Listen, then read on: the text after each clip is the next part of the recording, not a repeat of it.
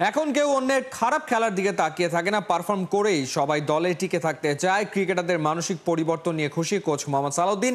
সাইফ হাসানের পারফরমেন্সে খুশি তিনি, তবে এখনই আকাশে ওঠাতে আপত্তি।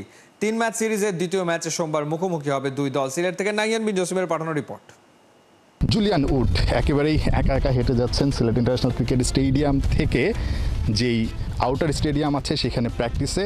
Ryan Cook, Dutch head coach, তিনি জুলিয়ান উডের কাছ থেকে প্রো ভেলোসিটি যেই ব্যাটটা সেটা দেখছেন, বোঝার চেষ্টা করছেন বাংলাদেশের ক্রিকেটাররা আসলে পাওয়ার হিটিংয়ে কিভাবে এতটা উন্নতি করলো। এবং ম্যাক্স ওডাউড, নেদারল্যান্ডসের ক্রিকেটার, তিনি সেই প্রো ভেলোসিটি ব্যাট দিয়ে প্র্যাকটিস করলেন, পাওয়ার হিটিংটা প্র্যাকটিস করলেন এবং বোঝার চেষ্টা করছেন বাংলাদেশের ক্রিকেটাররা আসলে ঠিক কিভাবে পাওয়ার হিটিংয়ে এতটা উন্নতি করলো, সেই ম্যাজিকটা জানার চেষ্টা করছেন। নিঃসন্দেহে ডাচ ক্রিকেটাররা বা ডাচ ক্রিকেট দল জুলিয়ান উডকে ঠিক বাংলাদেশের মতো হয়তোবা তারাও কোনো একটা সময়ে এরকম কোর্সের জন্য বা বিশেষ ক্যাম্পের জন্য ডাকবেন তাদের পাওয়ার হিটিংয়ের উন্নতির জন্য। বাংলাদেশ দল আগের দিন ঠিক যেভাবে আসলে ব্যাটিংটা করেছে, নিঃসন্দেহে জুলিয়ান উড সেই জায়গাটায় হ্যাপি একজন কোচ বা হ্যাপি একজন মানুষ হতেই পারেন।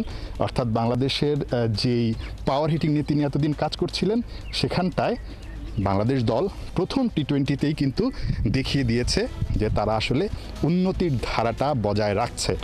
আজকের দিনটায় অর্থাৎ দ্বিতীয় টি-20-র আগের দিন ঐচ্ছিক অনুশীলন, সবাই আসেননি।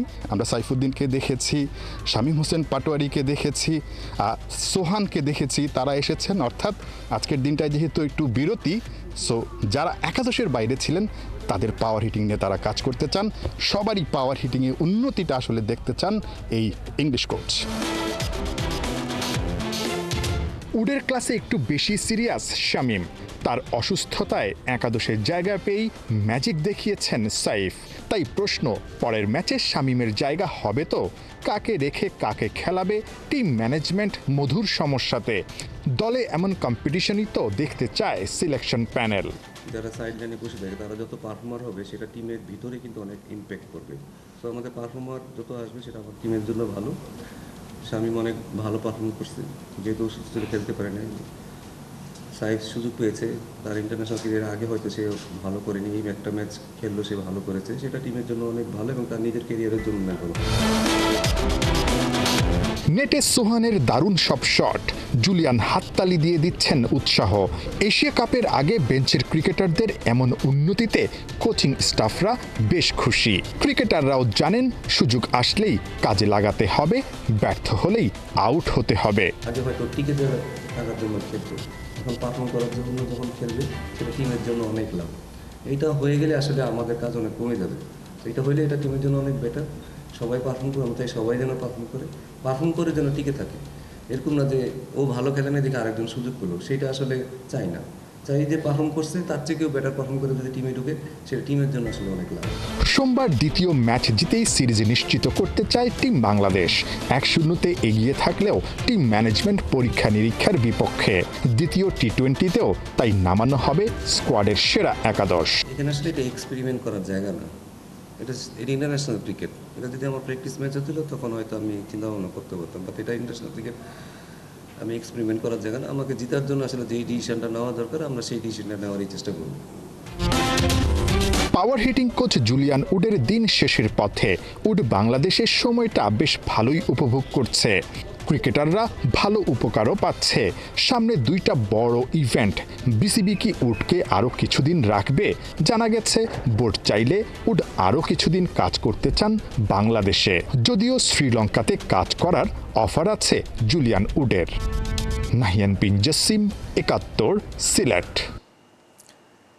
লিটনের মাথা ভালো, মাঠে ক্যাপ্টেন্সিও করছেন দুর্দান্ত। এলকেডির প্রশংসায় পঞ্চমুখ সাবেক অধিনায়ক খালেদ মাহমুদ সুজন। টি-20-র এই দলটার ভয় ডরহীন খেলায় বেশ মুগ্ধ তিনি। সুজনের বিশ্বাস, এশিয়া কাপেও দাপট দেখানোর সামর্থ্য আছে লিটনের। বাংলাদেশের সাইফুল রূপকের রিপোর্ট। শক্ত করে বেঁধেছে ফিতা, লিটনকে থামাবে কে? কোটি ভক্ত তাকে নিয়ে স্বপ্ন আঁকছে। ব্যাটিংয়ে কি ক্যাপ্টেন্সিতে লিটন দাস মন কাটছে? শনিবার নেদারল্যান্ডসের বিপক্ষে 29 বলে 54, ক্যাপ্টেন্স নক, একটা শট আলাদাভাবে স্পটলাইট কারে, রিভার্স সুইপ পারফেক্টলি খেলতে পারায় লিটনের মুখেও হাসি ফোটে। ওই ইনোভেটিভ দৃষ্টিনন্দন শটটাই আয়ত্তে আনতে প্র্যাকটিসে বেশ ঘামও ঝরিয়েছিলেন। ইন্ট্রোভার্ট লিটন দলের নেতা হয়ে টিম ম্যানে রূপ নিয়েছেন। ব্যাক টু ব্যাক সিরিজ জয়, ডাচদের বিপক্ষেও প্রথম ম্যাচে এলকেডির নেতৃত্বে ডমিনেটিং পারফরমেন্স টিম বাংলাদেশের। শ্রীলঙ্কায়, মিরপুরে, এখন সিলেটে 3 প্রতিপক্ষের বিপক্ষেই কাপ্তান লিটনে মুগ্ধ খালেদ মাহমুদ সুজন। ক্যাপ্টেন লিটনকে আপনি কিভাবে রেট করেন? ব্যাক টু ব্যাক দুটো সিরিজ জয়, তার মাঠে ইনভলভমেন্ট কিভাবে দেখেন?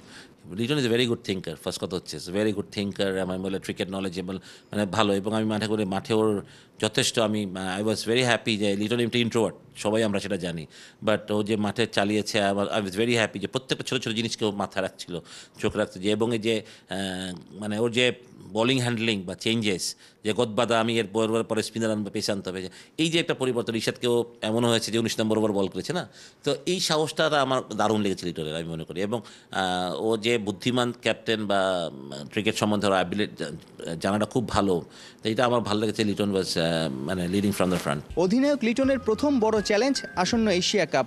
মরুর বুকে এলকেডির আছে সুখস্মৃতিও। 2018 এশিয়া কাপের ফাইনালে ভারতের বিপক্ষে হাঁকিয়েছিলেন অসাধারণ সেঞ্চুরি। এবার কি ছোট ফরম্যাটে নেতা লিটন সামনে থেকে নেতৃত্ব দিতে পারবেন?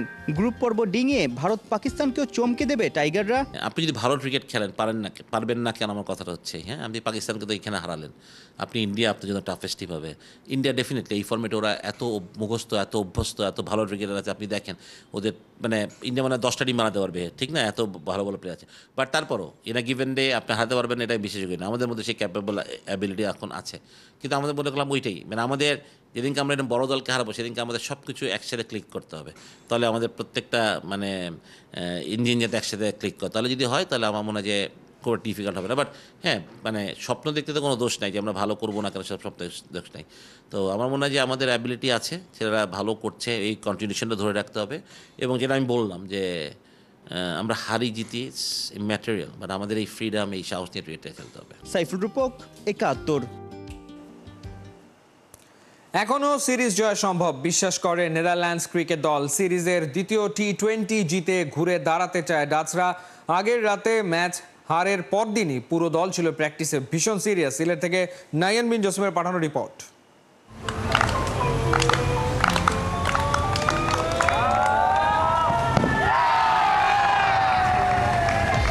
প্র্যাকটিসে একেবারেই চনমনে নেদারল্যান্ডস ক্রিকেট দল। অভিনব পদ্ধতিতে প্র্যাকটিস করছেন, উল্লাস করছেন। কে বলবে আগের রাতে বাংলাদেশের কাছে রীতিমতো তারা ধরাশায়ী হয়েছে। বাংলাদেশে নেদারল্যান্ডস এসেছে উপভোগের মন্ত্রে, অর্থাৎ তারা ক্রিকেটটাকে এনজয় করছে। ঠিক প্র্যাকটিসে তারা চলে এসেছে। আগের রাতে হেরে গেলেও তারা কিন্তু পরের দিনই সকাল সকাল ঘুম থেকে উঠে একেবারে 12টার মধ্যে সবাই প্রস্তুত হয়ে প্র্যাকটিসে চলে এসেছেন এবং ঠিক দ্বিতীয় ম্যাচের জন্য প্রস্তুতি নিতে চাচ্ছেন। আজকে কিন্তু তাদের ঐচ্ছিক অনুশীলন ছিল না, পুরো দল বল নিয়ে কিন্তু নেদারল্যান্ডস চলে এসেছে। সবচেয়ে মজার বিষয়, তারা এখনও বিশ্বাস করে যে বাংলাদেশকে তারা এখনও বাকি 2 টি20তে হারিয়ে সিরিজটা জয় করতে পারে। Definitely, within the camp there's really great belief, and as I said before, we've taken some really good learnings in from last night, and we really think our best cricket can stack up against Bangladesh and full member nations, so there's no reason why we can't get a series win. Press কনফারেন্সে Dutch cricketer O'Dowd সাংবাদিকের ভূমিকায়। বাংলাদেশের সময়টা দারুণ উপভোগ করছে নেদারল্যান্ডসের ক্রিকেটাররা। মন জিতেছে এখানকার মিডিয়া আর দর্শকদের উন্মাদনা। শুধু সংবাদ সম্মেলনেই আসেননি, ম্যাক্স ওডাউড প্রশ্নও করেছেন টিমমেট নোহা কোরেসকে, বাংলাদেশে তার favourite cricketer K. It's a good one, Maxi. There's a number of honourable mentions, but I think it's hard to go past. I've seen him bowl, and I've seen him in the 2024 World Cup last year, and to face Mustafizur Rahman was a really cool experience. শিষ্যরা যতই নির্ভর থাকুক, serious তাদের গুরু। আগের ম্যাচে শিষ্যদের করা সব ভুলের ফিরিস্তি বোর্ডে লিখে মাঠে হাজির রায়ান কুক। এখনই হাল ছাড়তে নারাজ ডাচ উস্তাদ। বিশ্বমঞ্চে সাউথ আফ্রিকা, ইংল্যান্ড, বাংলাদেশ, জিম্বাবুয়ের মতো দলকে চমকে দেয়া দলটার বিশ্বাস এখনও ঘুরে দাঁড়ানো সম্ভব। Credit goes to the Bangladeshi bowling attack. I think they threw something at us that we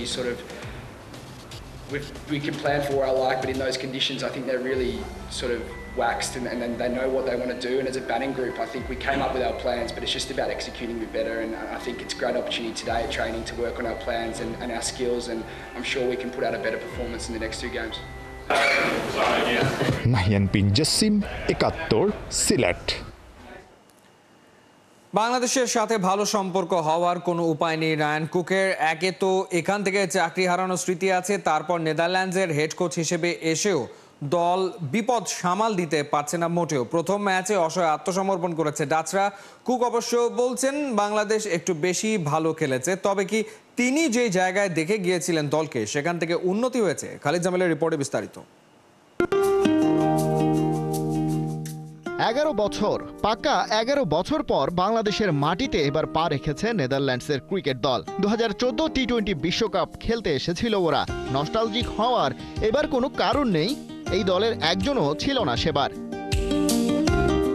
ডাচদের জন্য বাংলাদেশে আসা নতুন অভিজ্ঞতা হলেও তাদের হেড কোচ রায়ান কুকের এই মাটির গন্ধ মনে থাকারই কথা, সেটা তার আছেও। পয়লা প্রেস মিটেই পরিষ্কার ইংরেজিতে বলেছিলেন, দেশটা একই, পরিবেশ কন্ডিশনও এক, কিন্তু এসব নিয়ে খুব বেশি খুশি হওয়ার তো সুযোগ নেই।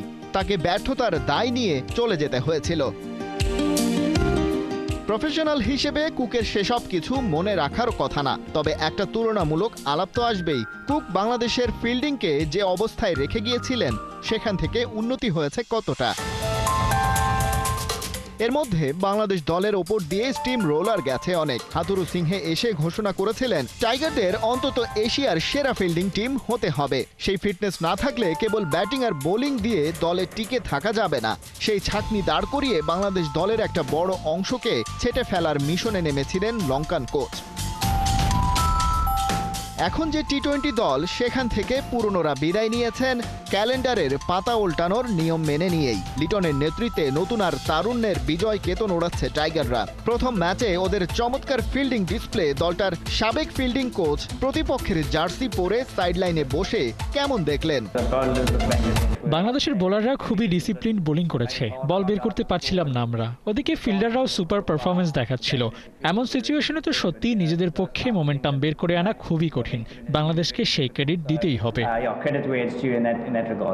একদম টু দ্য পয়েন্ট কথা বললে বাংলাদেশ প্রথম ম্যাচে ডাচদের মোট 8টা উইকেট শিকার করেছে, যার কোনোটাতেই বোলারকে একক কৃতিত্ব দেওয়ার উপায় নেই। মোট 7টা ক্যাচ আর একটা রান আউট। জাকের আলী অনিক একাই 3টা ক্যাচ নিয়েছেন, তাওহিদ হৃদয় 2টি, সাইফ আর ইমন 1টা করে। নেদারল্যান্ডসকে কোনো সুযোগই দেয়নি কেউ। বাংলাদেশ দলের সাবেক ফিল্ডিং কোচ কুককে হয়তো দেখিয়ে দেওয়ার জন্যই মরিয়া হয়েছিলেন প্রত্যেকে। এখন প্রশ্ন হলো, দারুণ এই ফিল্ডিংয়ের ধারাবাহিকতা বাংলাদেশ ধরে রাখতে পারবে কিনা, আর সেটাও বড় দলগুলোর বিপক্ষে, বিশেষ করে আসন্ন এশিয়া কাপেও বজায় থাকবে তো? খালিদ জামিল, ৭১।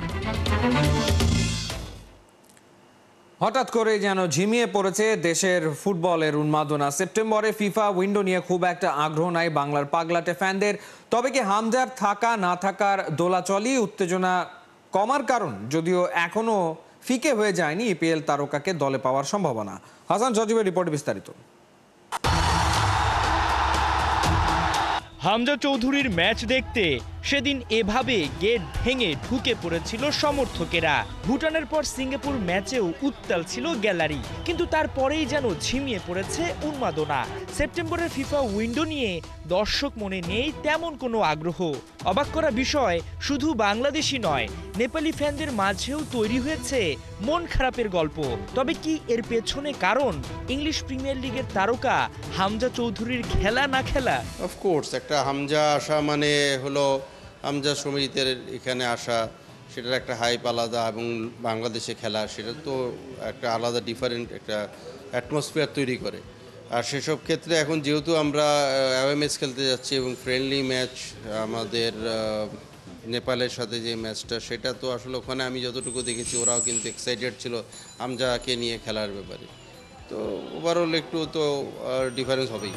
যদিও এখনো ফুরিয়ে যায়নি হামজাকে পাওয়ার সম্ভাবনা। নেপালের বিপক্ষে 2টি ম্যাচের প্রাথমিক স্কোয়াডে আছেন এই মিডফিল্ডার। ইংল্যান্ড থেকে সরাসরি উড়াল দিতে পারেন নেপালে। ফিফা উইন্ডোতে নেপালের বিপক্ষে 2টি ম্যাচ হামজার আসলে খেলার চান্সেস কতটুকু, সুযোগ আছে কিনা, তার আগ্রহটুকু আপনারা কেমন দেখলেন? সে আমাদেরকে লাস্ট যেটা বলেছিল যে আমি হয়তো ডাইরেক্ট সে নেপালে আসবে, এরকমভাবেই কথা হচ্ছিল। এখন স্টিল এই পর্যন্তই আছে, এখন পর্যন্ত আমরা আসলে তার কোনো আপডেট ওইরকমভাবে আমার কাছে নেই অন্তত। আমাদের যেটা কথা বলা হয় বিএফএফ এর মাধ্যমে, যার সাথে যোগাযোগ স্থাপন করা হয়, তখন থেকে আমরা শুনে আসছি সে বলেছিল যে যেহেতু ক্লাবকে চিঠি দেওয়া হয়েছে, ক্লাব ছাড়লেই সে এখানে এসে খেলবে। হামজার যোগ দেওয়াটা যেমন ফ্যানদের জন্য হবে বড় পাওয়া, তেমনি তার উপস্থিতি দলকে করবে চাঙা ও ব্যালেন্সড। কারণ অনূর্ধ্ব-23 এশিয়ান কাপ বাছাই পর্ব খেলতে গিয়ে অনেক ফুটবলারই নেই ফিফা উইন্ডোর স্কোয়াডে। প্রস্তুতি হিসাবে এটাকে তো নিয়ে যাওয়া হচ্ছে অক্টোবর মাসের ম্যাচের জন্য। তো ওরাও যেহেতু ওখানে খেলার মধ্যে থাকবে, এটাও আমরা এখানেও থাকবে। তো এই দুইজনের কম্বিনেশনে কিন্তু অক্টোবর মাসের টিমটা সিলেক্ট করা। নেপালের বিপক্ষে দুটি ম্যাচ সামনে রেখে বেশ আগে থেকে ক্যাম্প শুরু করেছে লাল সবুজরা। এরই মধ্যে কেটে গেছে বসুন্ধরা কিংসের ফুটবলারদের পাওয়া নিয়ে সংশয়। আগামী 3 সেপ্টেম্বর নেপালে উড়াল দিবে লাল সবুজরা। হাসান সজীব, ৭১।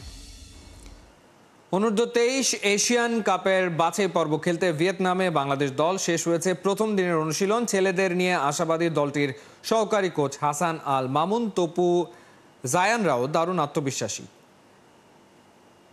3 সেপ্টেম্বর ভিয়েতনামের বিপক্ষে টুর্নামেন্ট শুরু। এর আগে দল হিসেবে প্রস্তুত হওয়াটাই মূল লক্ষ্য, আর এখানে সফল ট্রেনিংয়ের কথা জানিয়েছেন ম্যানেজার হাসান আল মামুন। শাকিল, তপু, জায়ান আহমেদদের নিয়ে রিকভারি সেশন হয়েছে টিম হোটেলে। স্বাগতিকদের মোকাবেলা করে কোয়ালিফাই করতে আত্মবিশ্বাসী দলটির প্রবাসী ফুটবলার জায়ান আহমেদ। কমতি হিসেবে ধরা যায় ফামিদুল ইসলামের না থাকা। 3 সেপ্টেম্বর ভিয়েতনামের বিপক্ষে খেলার পর 6 সেপ্টেম্বর ইয়েমেনের বিপক্ষে ম্যাচ, আর সবশেষ প্রতিপক্ষ সিঙ্গাপুর।